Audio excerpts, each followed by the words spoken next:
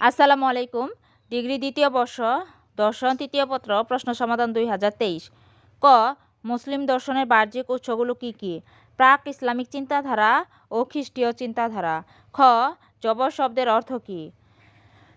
জবর শব্দের অর্থ হলো বাধ্যতা, নিয়তি ও দৃষ্ট।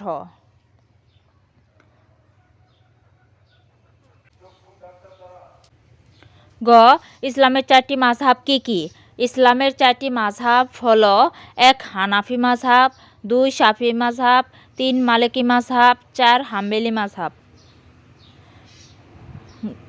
ঘ.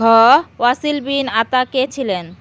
ওয়াসিল বিন আতা ছিলেন মুতাজিলা মতবাদের প্রতিষ্ঠাতা এবং হাসান বসরির শিষ্য।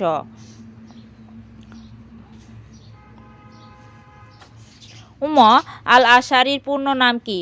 উত্তর: আবুল হাসান আলী বিন ইসমাইল আল আশারি। আল আশারির পূর্ণ নাম। চ. কোন দার্শনিককে দ্বিতীয় শিক্ষক বলা হয়? উত্তর: আল ফারাবিকে দ্বিতীয় শিক্ষক বলা হয়। ছ. অন দ্য ফাইভ এসেন্স গ্রন্থের লেখক কে? অন দ্য ফাইভ এসেন্স গ্রন্থের লেখক আল-কিন্দি।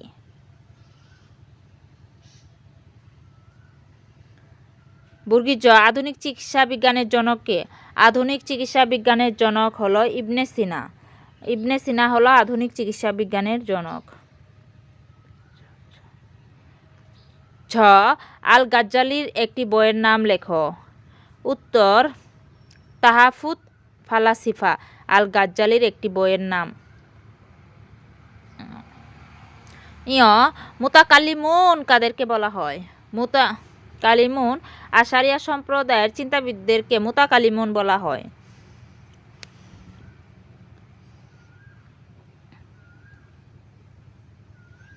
ট.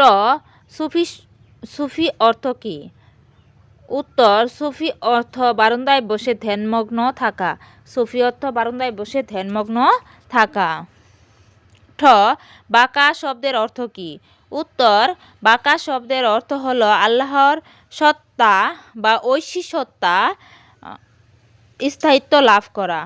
ভিডিওটি ভালো লাগলে একটা লাইক করবেন আর চ্যানেলটি সাবস্ক্রাইব করে পাশে থাকবেন।